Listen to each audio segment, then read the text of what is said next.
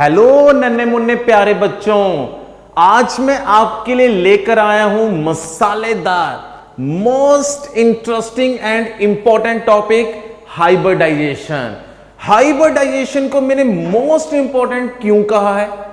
क्योंकि चाहे बच्चों अभी आप नीट की प्रेपरेशन कर रहे हैं, चाहे आईआईटी जेईई की प्रेपरेशन कर रहे हैं, दोनों के अंदर हर साल मैं 101% गारंटी से कह सकता हूं कि एक क्वेश्चन आता ही आता है। तो आपको भी बच्चों हाइब्रिडाइजेशन पे एक क्वेश्चन आएगा, अब उस क्वेश्चन को आपने सही करना ही करना है। तो उसके लिए आज की वीडियो आपके लिए मजेदार होने वाली है और इंपॉर्टेंट जाने वाली है।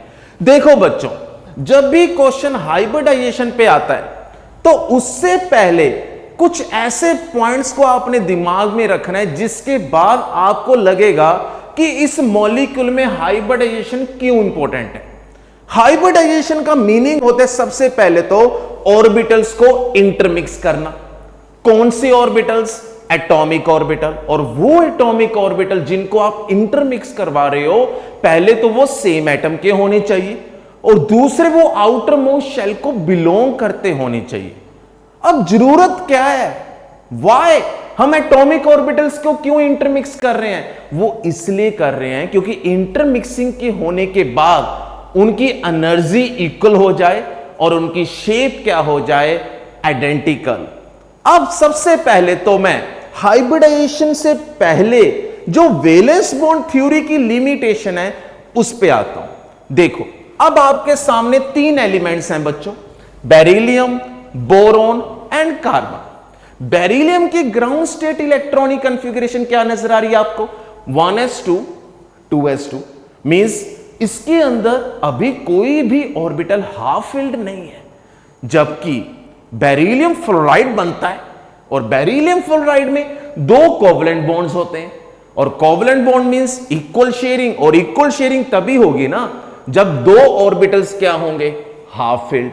लेकिन यहां पे तो 1s2 2s2 नजर आ रहा है, मींस इसके अकॉर्डिंगली देखें ग्राउंड स्टेट के तो बेरिलियम की कोवेलेंसी 0 है।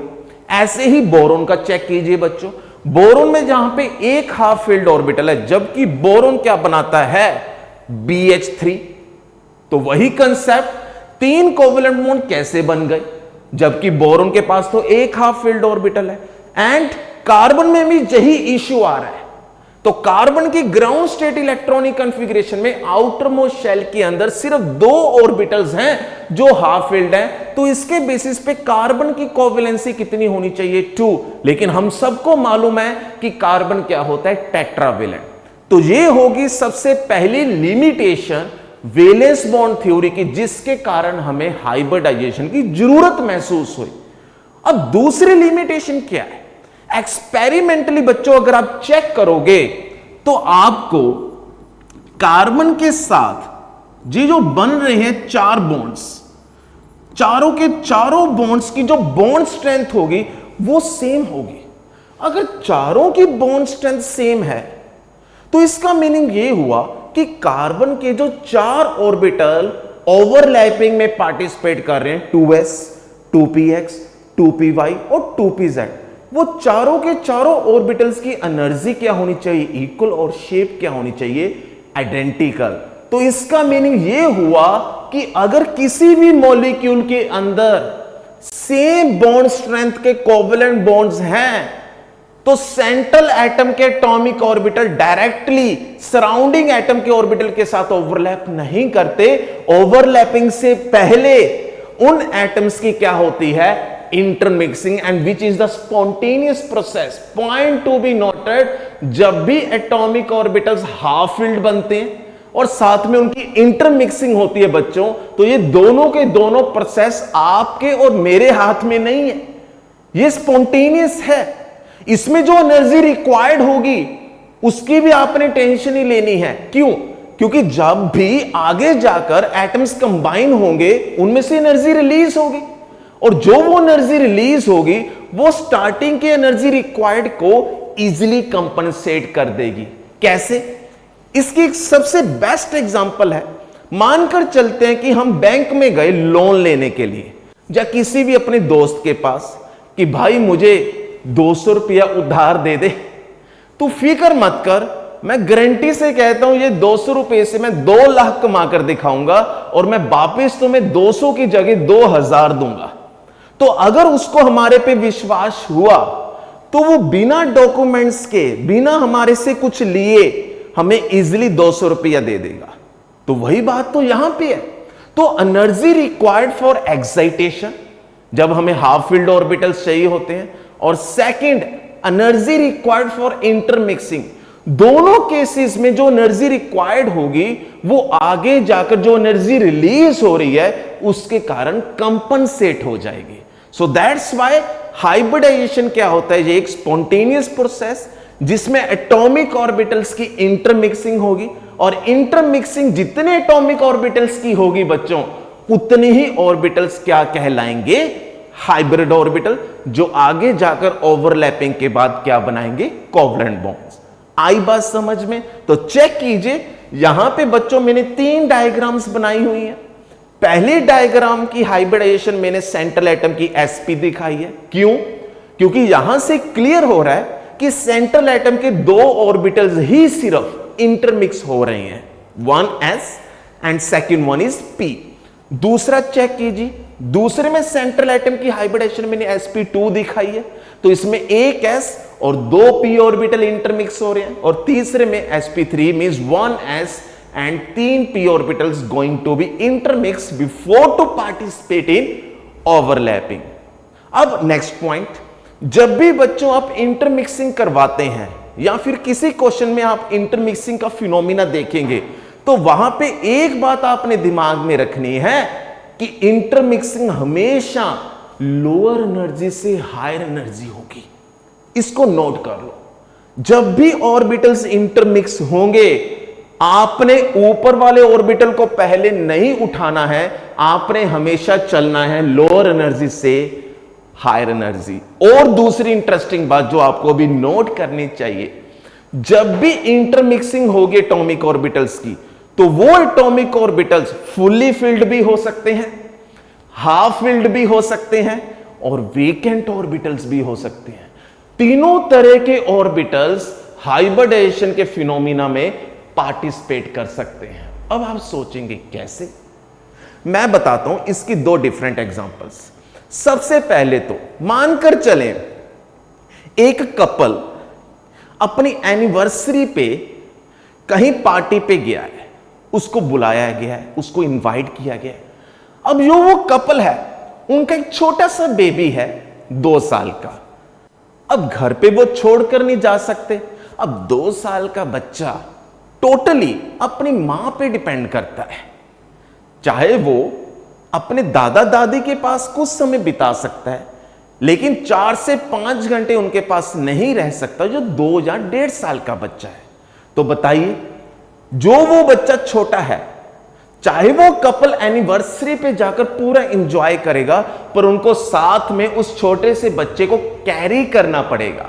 अब यहां पे छोटा सा बच्चा क्या है, लोअर एनर्जी एटॉमिक ऑर्बिटल जो फुल्ली फील्ड है। तो बच्चों के दिमाग में कई बार क्या आता है, सर 2 कोवलेंट बॉन्ड्स बनाने हैं तो 2 हाफ फील्ड ऑर्बिटल्स चाहिए, हम 2 हाफ फील्ड ऑर्बिटल्स को इंटरमिक्स करवा देते हैं। ना बाबा ना, ना बेबी ना, हमने हमेशा इंटरमिक्सिंग लोअर एनर्जी से स्टार्ट करनी है, चाहे वो lower energy atomic orbital fully filled क्यों ना हो, क्योंकि वो फुल्ली फिल्ड ऑर्बिटल ओवरलैपिंग में पार्टिसिपेट करे ना करे, लेकिन वो इंटरमिक्सिंग में पार्टिसिपेट जरूर करेगा, क्योंकि ये वही 1.5 से 2 साल का बच्चा है जिसको साथ में लेकर चलना पड़ेगा। So point to be noted, जब आपके पास सबसे पहले तो क्वेश्चन हाइब्रिडाइजेशन पे आता है, तो इस बात को नोट कर लीजिए, आपने वहां पे काउंट करने हैं number of lone pairs plus number of bond pairs. तो जितनी वैल्यू यहां पे आएगी आपने उतने ऑर्बिटल्स को इंटरमिक्स करवाना है, और चुटकियों में क्वेश्चन आपका सॉल्व हो जाएगा। यहां तक सभी पॉइंट्स अगर आपको क्लियर है तो मैं आगे चल सकता हूं? बिल्कुल, थैंक यू। आगे चलते हैं। अब देखो बच्चों, यहां पे मैंने कुछ चुनिंदा वर्ड्स आपके लिए लिखे हैं। पहला कि हाइब्रिडाइजेशन में फिनोमिना क्या होगा, इंटरमिक्सिंग का, और इंटरमिक्सिंग को आप लाइव एग्जांपल से भी जोड़कर समझ सकते हैं। जैसे खिचड़ी सभी ने सुनी होगी, खिचड़ी। अब वो जो खिचड़ी है उसमें दाल को अलग नहीं कर सकते चावल से, और चावल को दाल से अलग नहीं कर सकते। क्यों? क्योंकि वो ऐसे एक दूसरे के साथ इंटरमिक्स होते हैं कि कहने को दो है पर नजर एक आता है। मींस दाल और चावल से जो खिचड़ी बनी है वो अपने आप में एक कंसेप्ट नजर आ रहा है। तो इंटरमिक्सिंग भी यही चीज है। जब दो और दो से ज्यादा ऑर्बिटल्स को आप इंटरमिक्स करते हो तो उसके बाद आप पहचान नहीं पाते कि इसमें से कौन सा एस है और कौन सा पी है। नेक्स्ट, जो ऑर्बिटल्स इंटरमिक्स हुए हैं उनको हम क्या कहेंगे? हाइब्रिड ऑर्बिटल, जिनकी एनर्जी इक्विवेलेंट एंड शेप क्या होगी? आइडेंटिकल। और मैंने ऑलरेडी पहले बताया बच्चों कि जो ऑर्बिटल्स इंटरमिक्सिंग में पार्टिसिपेट करेंगे वो वेकेंट भी हो सकते हैं, लॉन पेयर भी उसमें हो सकते हैं, that is fully filled, and third one is half filled. Next one, ये डायग्राम इंटरमिक्सिंग के बारे में बता रही है बच्चों आपको। एस ऑर्बिटल की चेक कीजिए, शेप क्या होती है? स्फेरिकल। पी की क्या होती है बच्चों? डंबल। तो दोनों की शेप सेम नहीं है और दोनों में स्लाइटली डिफरेंट एनर्जी। चाहे बच्चों दोनों सब शेल्स एक ही शेल का पार्ट है, फिर भी उसमें स्लाइटली डिफरेंट एनर्जी होती है, जैसे 2s और 2p में। तो इसमें जैसे ही इंटरमिक्सिंग होगी तो दोनों की एनर्जी देखिए आइडेंटिकल हो चुकी है। आप इसमें बता ही नहीं सकते कि कौन सा s है और कौन सा p है। हम मानकर चलते हैं कि इसमें बच्चों ये वाला हो गया s और ये वाला हो गया p। तो इसमें होगा क्या? दो जो डंबल में लोब्स नजर आ रही हैं, LOBES, उसमें से एक लोब की एनर्जी किसको ट्रांसफर हो जाएगी? S को। तो उससे एक लोब क्या हो जाएगी? छोटी, और दूसरी क्या हो जाएगी? बड़ी। तो हम पर्टिकुलरली क्या करते हैं? एक लोब बड़ी दिखाते हैं, दूसरी लोब को छोटा दिखाते हैं। तो इसमें S और P की क्या हुई है? Intermixing. So that's why hybridization क्या होगी? SP। इधर चेक कीजिए बच्चों, वही कंसेप्ट आपको नजर आ रहा है। जैसे इंटरमिक्सिंग होगी, रीडिस्ट्रीब्यूशन ऑफ एनर्जी, रीडिस्ट्रीब्यूशन के बाद आपको new set of hybrid orbitals मिलेंगे। And point to be noted, जितने एटॉमिक ऑर्बिटल्स आप इंटरमिक्स करवाओगे वहां से आपको उतने ही क्या मिलेंगे? Hybrid orbitals. मींस हम दो, हमारे दो। आई रिपीट, जितने एटॉमिक ऑर्बिटल्स की इंटरमिक्सिंग होगी उतने ही ऑर्बिटल्स क्या कहलाएंगे? Hybrid orbitals. ठीक। नेक्स्ट वन, अब उसके बाद चेक कीजिए, ऑर्बिटल्स सेम एटम के होंगे जो इंटरमिक्स होंगे, आउटर मोस्ट शेल को बिलोंग करेंगे। उसके बाद जैसे ही हाइब्रिडाइजेशन का फिनोमिना हम स्टडी करते हैं तो उन हाइब्रिडाइजेशन फिनोमिना से हम कौन से कंसेप्ट को बढ़िया बना सकते हैं? That one is geometry of molecules. Is that clear? अब देखो बच्चों, मैं आपके लिए प्रैक्टिस प्रॉब्लम में काफी कंपाउंड्स और स्पीसीज आपके सामने लेकर आया हूं। वन बाय वन डिटेल में अच्छे से डिस्कस करेंगे, क्योंकि इससे बाहर अगर कोई क्वेश्चन आया भी तो भी आप उसको सॉल्व कर सकते हो, लेकिन स्टेप बाय स्टेप चलेंगे। ठीक। सबसे पहले चेक कीजिए, सबसे पहला मॉलिक्यूल कौन सा है? CO2। अब देखो, अगर आप लोन पेयर और बॉन्ड पेयर की नॉलेज अपने दिमाग में रखोगे तो हाइब्रिडाइजेशन बहुत जल्दी से क्लियर होगा। अब CO2 में हमने पिछली वीडियो में डिस्कस किया था कि 2 बॉन्ड पेयर्स होते हैं और 0 lone pair around carbon atom. और मैंने यह भी बताया था कि दो एटम्स के बीच में चाहे सिंगल बॉन्ड चाहे बच्चों मल्टीपल बॉन्ड, उसको 1 बॉन्ड पेयर कंसीडर करना है।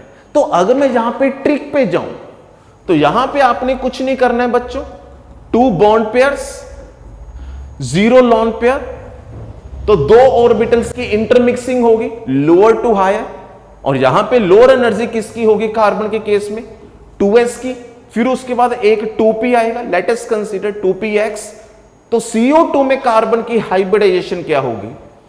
sp। और जिसकी हाइब्रिडाइजेशन sp है वो मॉलिक्यूल ज्योमेट्री की फॉर्म में क्या नजर आएगा?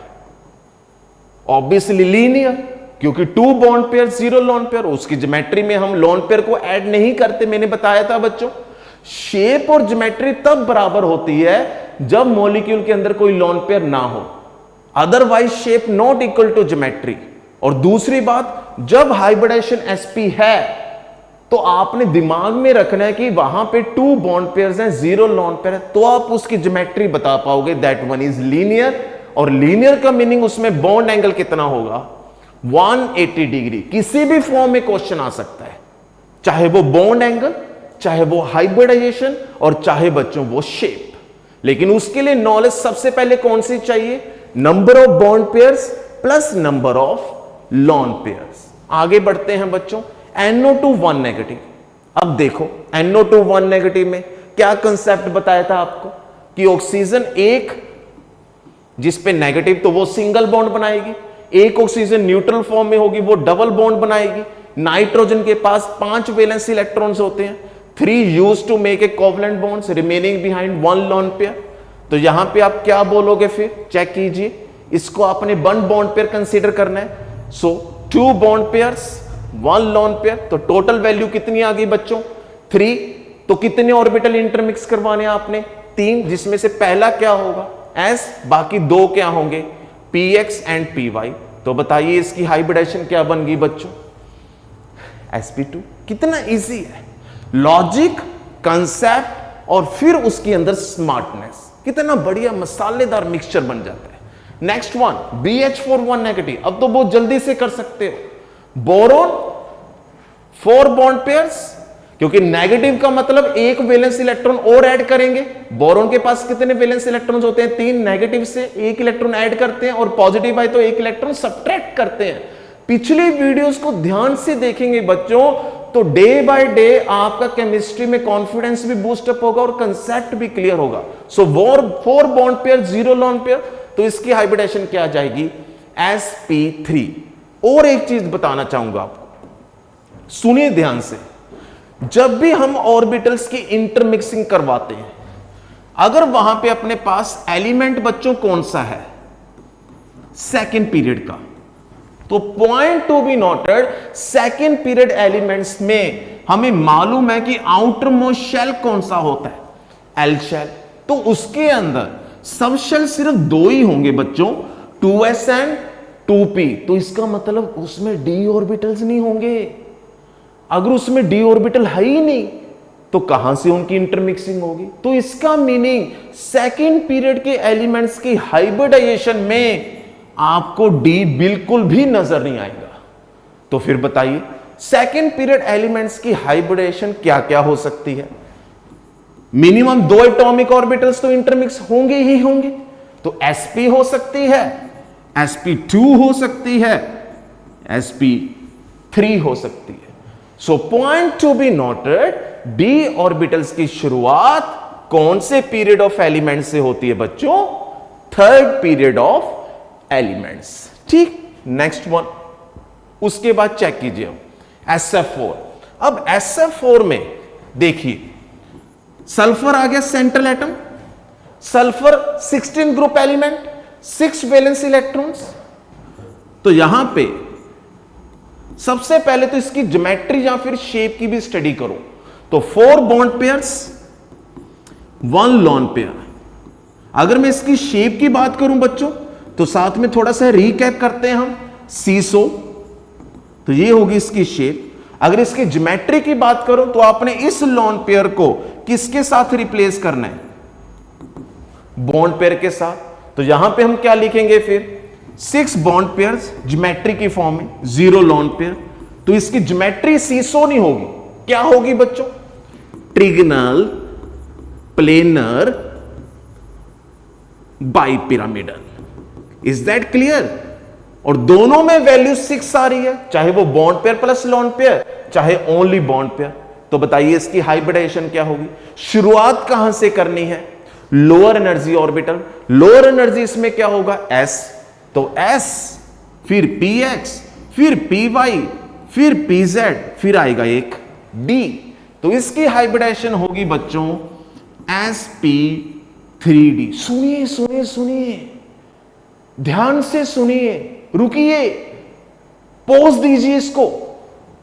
इसमें कौन सा d ऑर्बिटल होगा, डी 5 होते हैं अपने पास, d x y, d y z, d z x, d x square y square and d z square. बच्चों ये तीनों के तीनों जो डी ऑर्बिटल्स होते हैं, इनमें फ्लावर की तरह पिक्चर नजर आती है, ऐसी डायग्राम होती है, d x y, d y z और डी जेड एक्स, जिसमें जो लोब्स दो एक्सिस के बीच में लाई करते हैं। लेकिन d x square y square में जो लोब्स होते हैं वो बिल्कुल एक्सिस के ऊपर होती है। D x square y square में एक्स और वाई के ऊपर होंगी, और डी जेड स्क्वायर में डफ नट शेप जेड एक्सिस के ऊपर। अब बताइए, कोवलेंट बॉन्ड में अगर आप एटॉमिक ऑर्बिटल्स को इंटरमिक्स करवा रहे हो, वो बच्चों इसीलिए तो करवा रहे हैं क्योंकि मॉलिक्यूल स्टेबल हो और उसका बॉन्ड स्ट्रॉन्गर बने, और बॉन्ड तभी स्ट्रॉन्गर बनेगा जब कौन सा कोवलेंट बॉन्ड हो, सिग्मा बॉन्ड। और सिग्मा बॉन्ड कब बनता है? Head to head overlapping. ये कंसेप्ट मैं आने वाली वीडियोस में बताऊंगा कि कौन कौन सी हेड टू हेड ओवरलैपिंग्स में सिग्मा बॉन्ड बन सकते हैं। लेकिन आप खुद सोचिए, इफेक्टिव ओवरलैपिंग कब होगी? सराउंडिंग एटॉमिक ऑर्बिटल की सेंट्रल हाइब्रिड ऑर्बिटल के साथ, जब वो सेम एक्सिस पे लाई करेंगे। अब बताइए, ये तीन डी ऑर्बिटल्स के जो लोब्स हैं वो एक्सिस के ऊपर है, या फिर दो डी ऑर्बिटल के लोब्स एक्सिस के ऊपर है? हां, डी जेड स्क्वायर की लोब एक्सिस के ऊपर है और d x square y square की लोब एक्सिस के ऊपर है। तो इसका मीनिंग ये हुआ, जब भी हम डी ऑर्बिटल्स को इंटरमिक्स करवाएंगे तो उसमें सबसे पहले हम किसको इंटरमिक्स करवाते हैं? डी जेड स्क्वायर को। फिर उसके बाद किसको इंटरमिक्स करवाते हैं? D x square y square को, सो दैट अदरवाइज वहां पे इफेक्टिव ओवरलैपिंग नहीं होगी, फिर मॉलिक्यूल स्टेबल नहीं बनेगा। तो इस बात को दिमाग में रखिए, अगर पेपर में sp3d या फिर sp3d2 हाइब्रिडाइजेशन आ जाए तो वहां पे ये तीनों में से कोई भी डी ऑर्बिटल पार्टिसिपेट नहीं करेगा। सबसे पहले कौन सा डी पार्टिसिपेट करेगा? D z square. फिर उसके बाद बच्चों कौन सा डी ऑर्बिटल इंटरमिक्सिंग में पार्टिसिपेट करेगा? D x square y square, क्योंकि इनकी लोब्स एक्सिस के ऊपर है। इंटरमिक्सिंग के बाद इनकी अच्छे से ओवरलैपिंग हो सकती है सराउंडिंग एटॉमिक ऑर्बिटल के साथ, और हमारे पास कंपाउंड क्या बन सकता है? स्टेबल। क्लियर? तो इसलिए बच्चों ये आपको क्लियर हो गया होगा।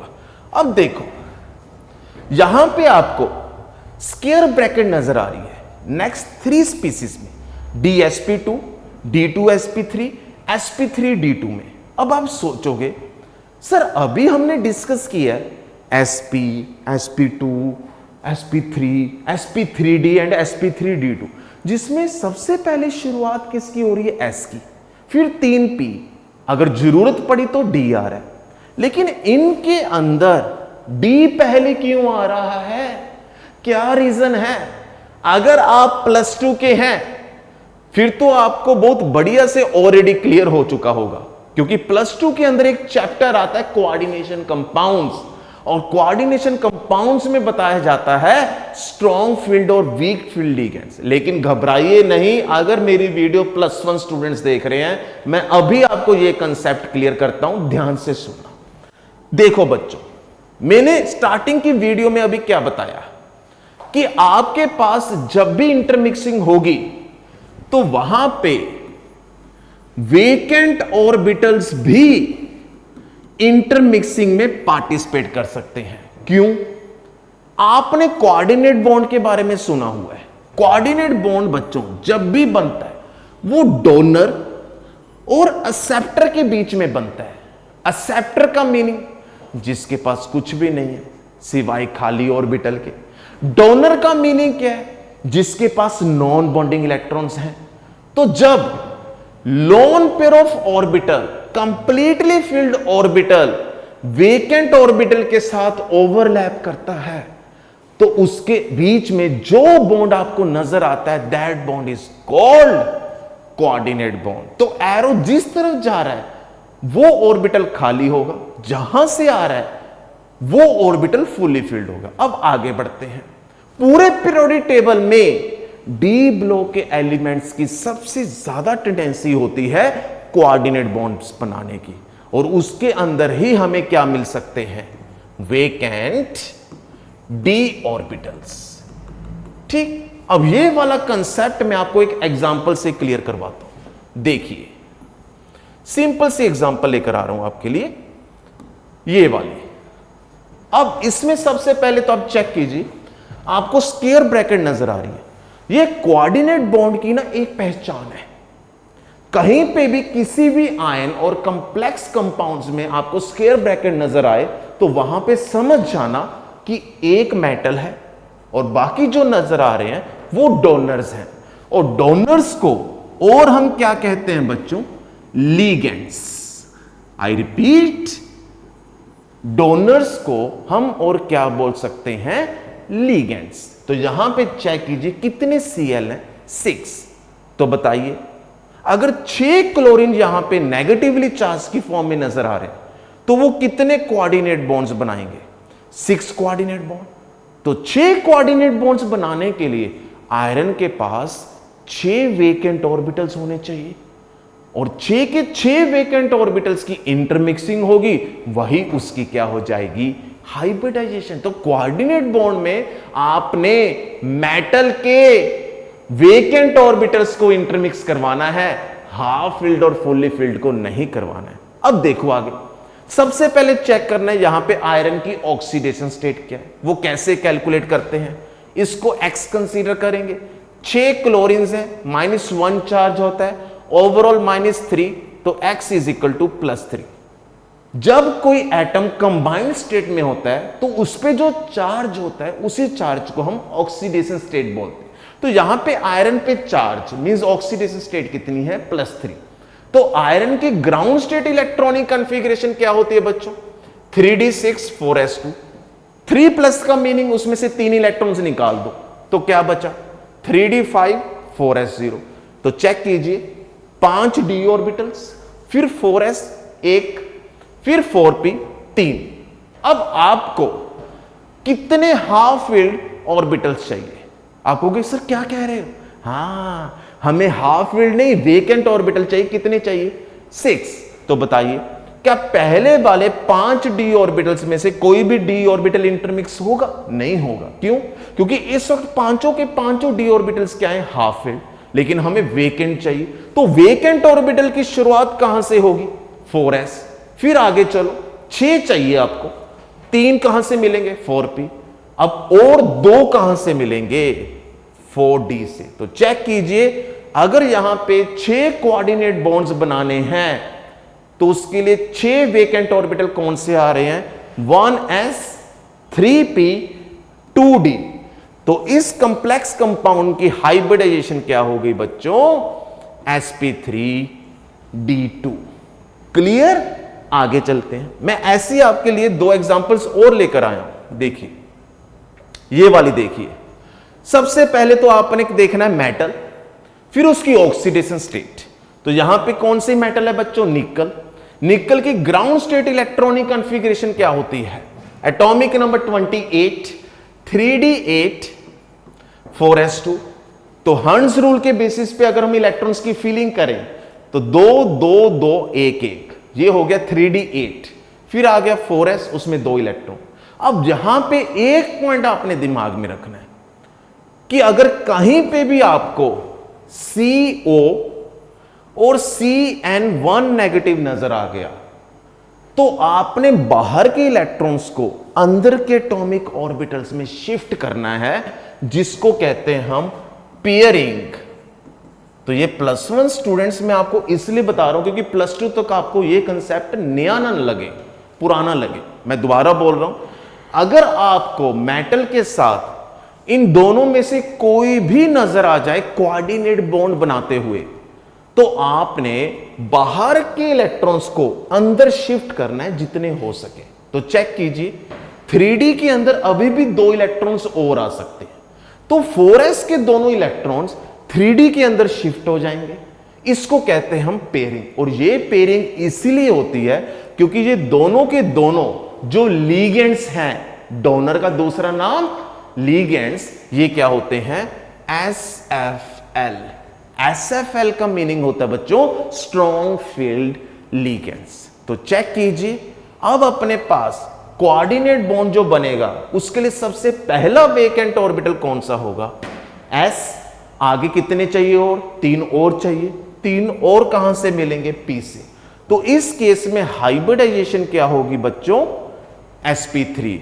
और dsp2 अगर होती तो वो स्केयर प्लेनर ज्योमेट्री, लेकिन sp3 के केस में इसकी ज्योमेट्री क्या होगी? टेट्राहेड्रल। ये मैंने पहले भी बताया आपको VSE EPR थ्योरी के अंदर, इसमें भी आपको मैंने क्लियर कर दिया। So point to be noted. Clear बच्चों? आगे चलते हैं, एक और एग्जांपल, ये वाली।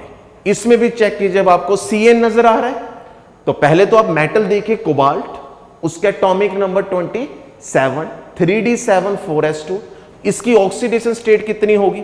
+3। 3 इलेक्ट्रॉन निकल जाएंगे, तो क्या बचा अपने पास? चेक कीजिए 3d6, लेकिन स्ट्रॉन्ग लिगेंड आ चुका है, इसके कारण इलेक्ट्रॉन्स की क्या होगी? पेयरिंग। तो आप जितने इलेक्ट्रॉन्स पेयर की फॉर्म में जा सकते हैं उतने आप इलेक्ट्रॉन्स को पेयर बना दीजिए। तो चेक कीजिए 6 के 6 इलेक्ट्रॉन्स पेयर की फॉर्म में आ गए।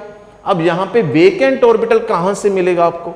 3D में से। मींस अब S से शुरुआत नहीं होगी इंटरमिक्सिंग की, अंदर के 3D ऑर्बिटल्स की शुरुआत होगी पहले इंटरमिक्सिंग में। तो 2D ऑर्बिटल्स हमें 6 चाहिए, 6 कोऑर्डिनेट बॉन्ड्स बनाने, तो D D S P P P। तो चेक कीजिए इसकी हाइब्रिडाइजेशन क्या हो जाएगी? D2sp3। क्लियर? बस अब इस पे हमने क्वेश्चंस करने हैं स्टूडेंट्स। वहीं पे वापस चलते हैं। ला देखिए, अब यहां पे क्या है? प्लेटिनम। ये भी लिख लो।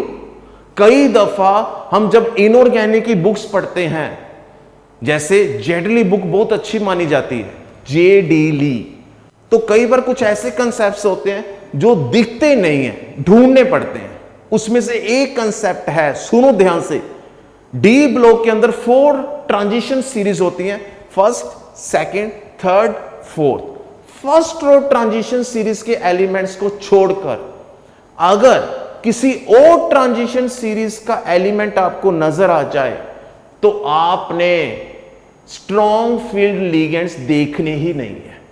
आपने चुपचाप वहां पे इलेक्ट्रॉन्स की क्या करवानी है? पेयरिंग। अब देखो इसमें प्लेटिनम, अब प्लेटिनम हम स्कैंडियम से लेकर जिंक के अंदर तो सुनते नहीं है, जबकि जो 10th ग्रुप का एलिमेंट है निकल, प्लेटिनम, प्लेटिनम। तो आपने इसमें सबसे पहले तो क्या करना है, मैं आपको इसका मेथड बताता हूं। ऑक्सीडेशन स्टेट इसकी क्या होगी? इसकी ऑक्सीडेशन स्टेट आएगी +2। तो ये कॉन्फ़िगरेशन शो करेगा D8। तो आपने देखना नहीं है कौन सा लिगेंड है। क्यों? क्योंकि यहां पे हम फर्स्ट रो ट्रांजिशन एलिमेंट नहीं देख रहे, उसके अलावा कोई और एलिमेंट देख रहे हैं। तो आपने इन 5 में से 1 2 1 2 1 2 1 2 चेक कीजिए, 1 2 3 4, चारों ऑर्बिटल्स में मैंने 2-2 इलेक्ट्रॉन्स रख दिए, तो मैंने वहां पे ऑलरेडी पेयरिंग करवा दी। आपने पेयरिंग करवानी है। अब बताइए, 4 बॉन्ड्स बनाने हैं तो 4 वेकेंट ऑर्बिटल चाहिए, तो उसके लिए सबसे पहला ऑर्बिटल आपको कौन सा वेकेंट मिलेगा? 3D, फिर आएगा 4s, फिर 3 क्या आएंगे? 4p। तो इसलिए इसकी हाइब्रिडाइजेशन क्या होगी? dsp2, मतलब 2p, 1s और 1d, और शुरुआत d से हो रही है, इसलिए इसकी हाइब्रिडाइजेशन क्या होगी? dsp2। ये ऑलरेडी हम क्लियर कर चुके हैं। D2sp3, इसका भी कंसेप्ट क्लियर हो चुका है बच्चों। sp3d2, लास्ट वन, ये तो बहुत सिंपल है, IF7, आयोडीन 17th ग्रुप का एलिमेंट है, 7 वैलेंस इलेक्ट्रॉन, सातों के सातों इलेक्ट्रॉन यूज होंगे to make a covalent bonds. तो 7 बॉन्ड पेयर, शुरुआत s से, फिर px, फिर py, फिर pz, फिर dz2, फिर dx2y2, देन dxy। तो इसलिए इसकी हाइब्रिडाइजेशन क्या होगी? sp3d3। ठीक, इज दैट क्लियर स्टूडेंट्स? कुछ क्वेश्चंस आपके लिए इस 111 सीरीज में। टॉपिक बहुत इंपॉर्टेंट था बच्चों ये, इसलिए यहां पे मैं कुछ प्रैक्टिस प्रॉब्लम्स में कुछ ज्यादा कंसेप्ट्स आपके लिए लेकर आया हूं क्वेश्चंस की फॉर्म में। देखिए, which of the following conversion involve change in both shape and hybridization. Means आपने देखना है कि इस ऑप्शन के अंदर हाइब्रिडाइजेशन भी चेंज हो रही है और शेप भी चेंज हो रही है। देखिए वाटर की शेप क्या होती है, बेंड शेप, लेकिन H3O1 प्लस में 3 बॉन्ड पेयर्स 1 लोन पेयर क्या होती है इसकी, पिरामिडल। लेकिन वाटर के अंदर 2 bond pair 2 lone pair sp3, इसके अंदर 3 bond pairs 1 lone pair sp3। तो शेप तो चेंज हो रही है लेकिन हाइब्रिडाइजेशन सेम है। BF3 3 bond pairs 1 lone pair, sorry 3 bond pairs 0 lone pair sp2, लेकिन BF4 negative 4 bond pair 0 lone pair sp3। और BF3 क्या होता है, ट्रिगनल प्लेनर, लेकिन BF4 1 नेगेटिव क्या होता है, टेट्राहेड्रल। तो इसमें शेप और हाइब्रिडेशन दोनों चेंज हो रहे हैं, B is the right answer. लेकिन सी में ये क्या होगा, टेट्राहेड्रल, और C2H6 भी टेट्राहेड्रल होगा, ठीक। लेकिन ना तो इसकी यहां पे शेप चेंज हो रही है ना ही इसकी हाइब्रिडेशन। ऐसे ही अमोनिया और अमोनियम आयन, अमोनिया की क्या हो रही है बेटा, sp3 hybridisation, ammonium ion sp3, लेकिन शेप इसकी पिरामिडल, इसकी टेट्राहेड्रल। हमने ऐसी ऑप्शन ढूंढनी थी जिसमें शेप और हाइब्रिडेशन दोनों change. So B is the right answer. Next one, हां जी चेक कीजिए PYQ कौन सा आपके लिए 2022।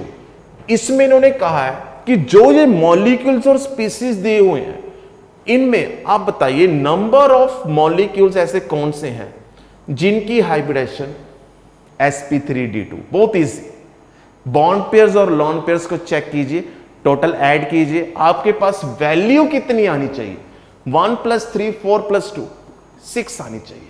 तो PF5 5 bond pairs 0 lone pair, BRF5 5 bond pairs 1 lone pair, bromine के पास 7 वैलेंस इलेक्ट्रॉन्स, फास्फोरस के पास 5 valence electron, phosphorus 15th group, bromine 17th group, PCl3 सो 3 बॉन्ड पेयर्स, हां जी 5 तो मींस 1 लॉन पेयर, तो ये भी नहीं होगा, ये भी नहीं होगा, लेकिन सेकंड होगा। आगे चलते हैं, SF6 सीधा 6 आंसर आ रहा है इसका, means 6 bond pairs 0 lone pair, ये भी होगा बच्चों। ICl4 1 नेगेटिव, वैलेंस में 1 इलेक्ट्रॉन ऐड कीजिए, 7 + 1 8, 8 में से 4 bond pair, remaining behind 4 means 2 lone pair. तो इसकी भी वैल्यू कितनी आ रही है 6, तो इसकी हाइब्रिडेशन भी क्या हो गया sp3d2। Next ClF3, ClF3 means chlorine के पास 7 वैलेंस इलेक्ट्रॉन्स, 3 यूज हो रहे हैं, means 3 bond pairs 2 lone pair, लेकिन इसकी वैल्यू कितनी आ रही है 5, ये भी नहीं होगा। हां जी IF5 means 5 bond pairs 1 lone pair, तो इसकी वैल्यू भी कितनी आ रही है 6। तो चेक कीजिए कितने मॉलिक्यूल और स्पीसीज की वैल्यू 6 आ रही है, 1 2 3 4, सो 4 is the right answer. Clear बच्चों, तो चेक कीजिए हाइब्रिडाइजेशन का मैंने कोई भी कंसेप्ट नहीं छोड़ा है नीट और जी मेंस लेवल के लिए। तो पेशेंस से अगर आप हर एक कंसेप्ट को ध्यान से समझेंगे, दिल से मेरे साथ जुड़ेंगे, तो कोई भी कंसेप्ट नहीं छोड़ूंगा दिसंबर तक, ये वादा है मेरा। तो जुड़े रहें आपके खुद के चैनल में, आप अपने सुक्री सर के साथ, फिर मिलूंगा मैं एक बढ़िया कंसेप्ट के साथ। तब तक के लिए जय हिंद, नमस्कार, खुदा हाफिज।